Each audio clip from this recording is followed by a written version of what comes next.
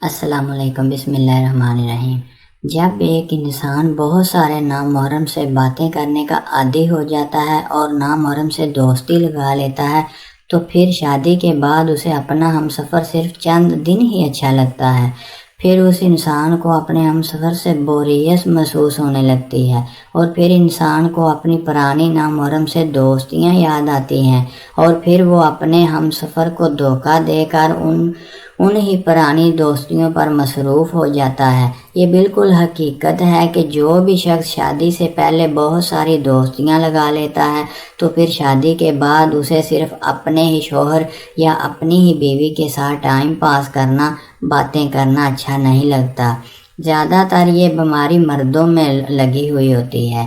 لیکن اگر اس بیماری میں کوئی خاتون لگی ہوئی ہو تو اسے شادی کے بعد اپنا شوہر بالکل بھی اچھا نہیں لگتا،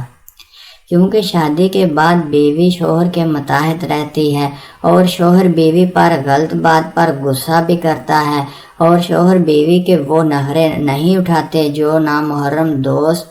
مزے لینے کے لیے اٹھا رہے ہوتے ہیں۔ تو بیوی اپنے دل کا بوجھ ہلکا کرنے کے لیے اپنے پرانے نامحرم دوست کو شوہر کی باتیں بتاتی ہے اور یہ نامحرم شخص اس خاتون سے بہت ہی زیادہ ہمدرد بن کر نرم اور اچھے مزاج کے ساتھ باتیں کرتا ہے، ایسی میٹھی میٹھی باتیں کرتا ہے کہ عورت اسے اپنے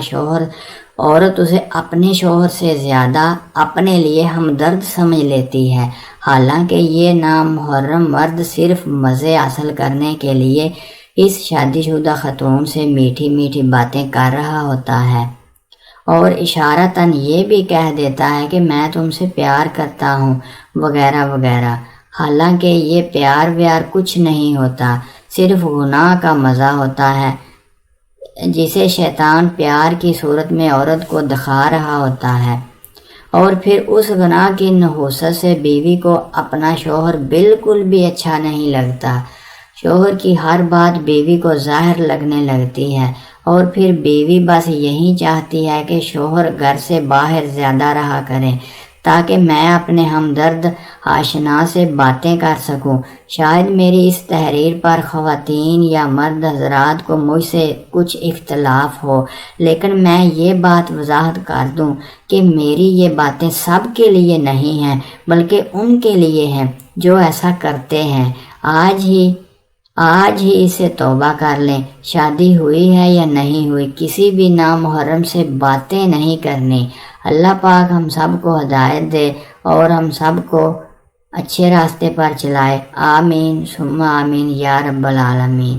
اگر میری ویڈیو بری لگے تو پلیز مائنڈ مت کرنا، یہ ان کے لیے ہے جو ایسا کام کرتے ہیں، اور اگر ویڈیو اچھی لگے تو پلیز چینل کو سبسکرائب کر دیجئے۔ اللہ پاک ہم سب کا حامی ناصر ہو، آمین۔